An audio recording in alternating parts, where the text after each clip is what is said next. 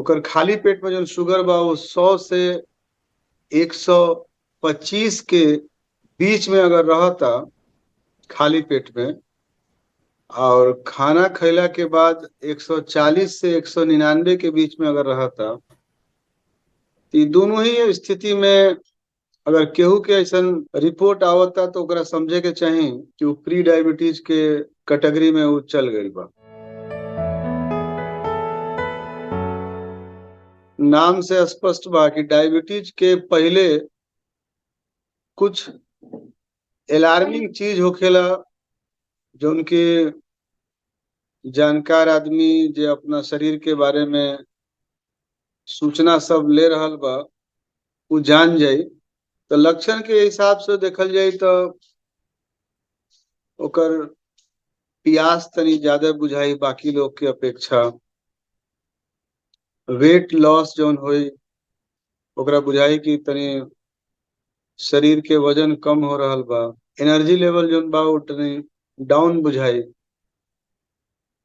एकरा अलावा आंख के जौन रोशनी बा ओहू में ओकरा कुछ हल्का फुल्का बुझाई कि कुछ कमजोरी आवता।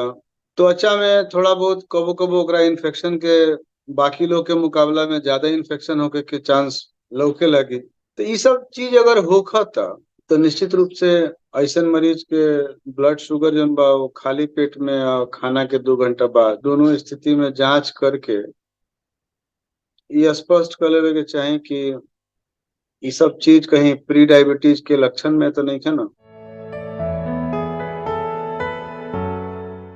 जे आदमी अपन वेट मैनेजमेंट ठीक से नहीं कैले, अपन मोटापा कह सकत नहीं, पेट के जो साइज बा, तोंद जितना जेकर तोंद बाहर निकल जाए, मान के चलिए ओकरा प्री डायबिटीज होके के चांस और संभावना सबसे ज्यादा होगी। तो वेट के मैनेजमेंट बहुत इम्पोर्टेंट बा। अगर केहू के वेट बढ़ता ऐसा स्थिति में ओकरा चाही कि अपन हाइट के मुकाबले में जो बॉडी मास इंडेक्स कहाला उ स्वस्थ आदमी के 25 रहेला, बीएमआई ओकर बढ़ता, पेट के साइज बढ़ता, तो ये सब चीज अलार्मिंग होला। एकरा अलावा अगर ओकरा माता पिता के डायबिटीज बा तब तो निश्चित रूप से ये सब चीज पर ओकरा जाग जाए के चाहिए। ये सब चीज बा, एकरा ध्यान में रखल जाए तो आदमी स्वस्थ रहे।